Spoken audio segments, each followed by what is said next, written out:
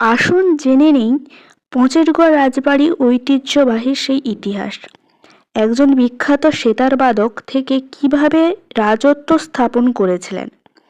প্রায় 500 বছরেরও পুরনো এই পঁচেরগড় রাজবাড়ি পূর্ব মেদিনীপুর জেলার পটাশপুর 2 নম্বর ব্লকে অবস্থিত। এই রাজবাড়ি গড়ে ওঠার পেছনে এক ইতিহাস রয়েছে। রাজবাড়ির পূর্বপুরুষ ছিলেন কালা মুরারি মোহন দাস মহাপাত্র। তিনি ছিলেন একজন বিখ্যাত সেতারবাদক। তার সেতার বাজানোর খ্যাতি পৌঁছে যান দিল্লির মুঘল দরবারে।